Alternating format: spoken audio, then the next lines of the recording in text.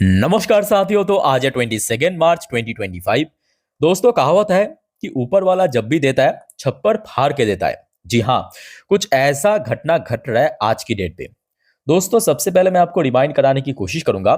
सितंबर के आखिरी हफ्तों पे जब हमने देखा था Nifty 50, bank Nifty, BSc Sensex अपना पीक टच किया था, मतलब 88 टच किया था, ऑल टाइम हाई। उसके बाद देखिए अक्टूबर, नवंबर, दिसंबर, हाँ बीच बीच में थोड़ा थोड़ा रिकवर करने की कोशिश जरूर किया था, बट नाकाम रहा, है ना। और उसके बाद जनवरी, फरवरी, इवन मार्च की फर्स्ट हफ्ते में भी करेक्शन हुआ था। अब इस हफ्ते आप देख लीजिए, एक स्ट्रॉन्ग बाउंस बैक हमें देखने को मिला। अगर हम सोमवार की लो से लेके फ्राइडे की हाई तक कैलकुलेट करें, ऑलमोस्ट 4% के ऊपर हमें गेनिंग देखने को मिला एक हफ्तों के अंदर, जो कि रिकॉर्ड है। उसके अलावा मोस्ट इंपॉर्टेंटली लास्ट डे आप देखिए जो मूवमेंट हुआ निफ्टी फिफ्टी के अंदर, सपोर्ट कहां पे मिला? 23,000 के बहुत ऊपर, 23,000 नहीं, 23,132 पॉइंट पे ऊपर से इंटरडे हाई कहां पे टच किया? 23,402 पॉइंट पे। और क्लोजिंग कहां पे दिया? 23,350 पॉइंट पे, लगभग 0.69% गेनिंग के साथ। यहां तक क्लियर हो चुका ना, और जिसके चलते पूरा पूरा चांस ये भी है कि रिटेल इन्वेस्टर्स की पोर्टफोलियो बहुत अच्छा रिकवर कर चुका है। बट हाँ, मानता हूं कि अभी टोटल रिकवरी नहीं हुआ, बट एटलीस्ट कुछ हद तक तो रिकवर हो चुका ना। उसके अलावा देखिए आज की डेट में एक ऐसा रिपोर्ट आया है, वो जब मैं आपके साथ शेयर करूंगा ना, मैं आपको दावे के साथ कह सकता हूं कि आपके खुशी का ठिकाना नहीं रहेगा। जी हां।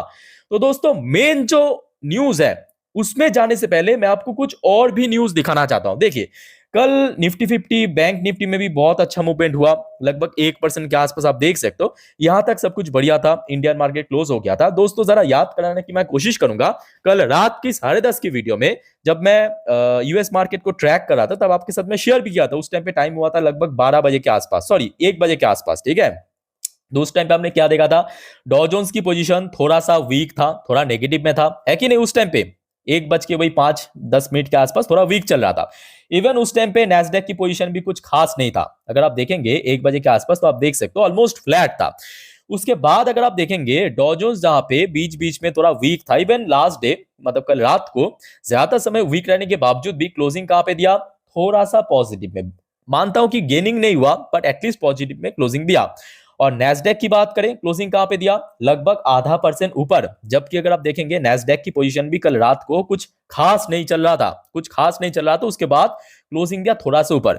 मालूम है इसके पीछे रीजन क्या है? इसके पीछे रीजन दोस्तों यूएस की प्रेसिडेंट डोनाल्ड ट्रंप है। जी हां, ये देखिए, Wall Street and higher closing के समय थोड़ा सा ऊपर लेवल पे क्लोजिंग दिया। क्यों? क्योंकि डॉलर राइस, डॉलर इंडेक्स में इंक्रीज हुआ एज ट्रम्प सिग्नल टैरिफ रेस्पिट। इसका मतलब क्या है कि देखिए रिसेंटली क्या चल रहा था, डोनाल्ड ट्रंप की सरकार या डोनाल्ड ट्रंप जो भी आप बोलिए ना, उनके पॉलिसीज के हिसाब से कि जो देश यूएस के ऊपर जितना % टैरिफ लागू करता है, उसके ऊपर भी सेम टैरिफ लागू किया जाएगा। सिंपल बात है, रेसिप्रोकल टैरिफ का मतलब है ये, ठीक है।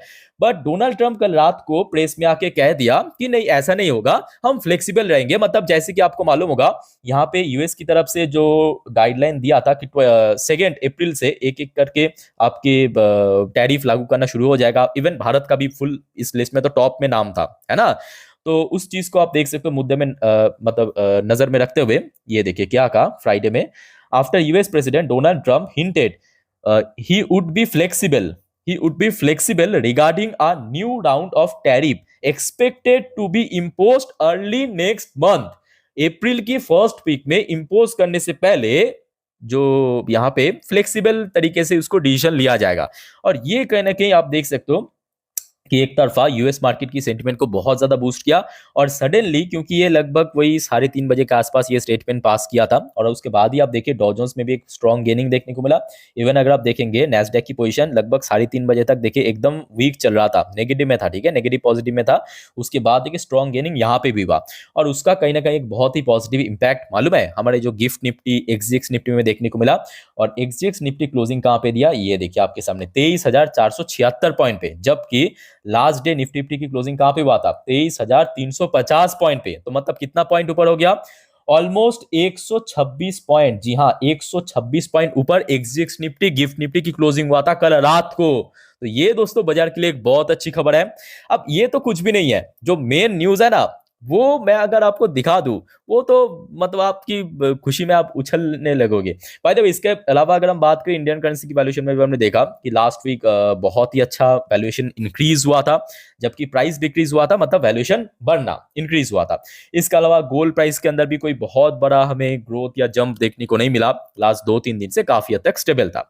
उसके अलावा अगर हम बात करें, ये तो सबसे बड़ी बात है कि देखिए कल रात में, ये तो कल शाम का ही अपडेट है कि एफआईएस द्वारा भी एक स्ट्रॉन्ग कमबैक हुआ है। पहले तो मंगलवार को आप देख लीजिए 698 करोड़ के आसपास, मैं आपको एक बार आंकड़ा लिख के देता हूं, जो नेट वैल्यू बाई हुआ था लास्ट वीक पे, मंगलवार को 698 करोड़ के आसपास, बृहस्पतिवार को लगभग 3200 प्लस यहाँ पे हुआ था, एग्जैक्ट फिगर मुझे याद नहीं आ रहा है, और कल रात को हमने देखा था ये फिगर 7470 करोड़ बाई हुआ था। ठीक है, तो टोटल अगर हम इसको ऐड करें तो लगभग लगभग देखा जाए 11-12 हजार करोड़ के आसपास बाई हुआ था लास्ट वीक पे। ठीक है, तो कहीं ना कहीं देखा जाए कि एफआईएस का भी एक स्ट्रॉन्ग इन्फ्लो आ चुका है। तो एक के बाद एक अभी खुश खबर, और ऊपर से दोस्तों अभी जो मैं आपको न्यूज़ दिखाने जा रहा हूँ, आई नो आप लोग भी थोड़ा सा एक्साइटेड हो कि कौन सा न्यूज़ ऐसा है, आइए देख लेते हैं।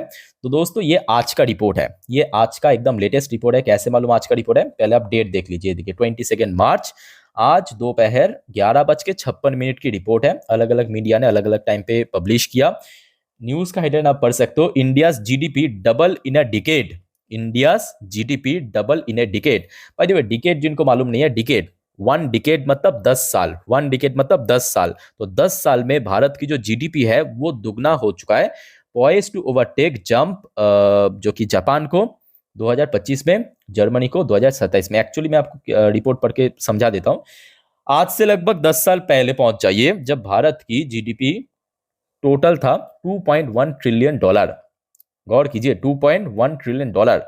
और ये दोस्तों आज का एकदम लेटेस्ट अपडेट है, आज का लेटेस्ट अपडेट 2025 का लेटेस्ट अपडेट के हिसाब से भारत की जीडीपी अभी पहुंच चुका है $4.3 ट्रिलियन पे। $2.1 ट्रिलियन से 10 साल बाद $4.3 ट्रिलियन। मालूम है कितना परसेंट ग्रो किया 10 साल के अंदर? 105%। 105% ग्रो किया भारत की जीडीपी। और ये दोस्तों लास्ट 10 साल पे कोई भी देश 100% के ऊपर ग्रोथ रखना तो बहुत दूर की बात है, इसके इवन आसपास भी नहीं पहुंचा, 70-80% भी नहीं पहुंचा अगर आप चेक करेंगे। ठीक है, ये दोस्तों हर एक देश को पीछे छोड़ दिया ग्रोथ के मामले में।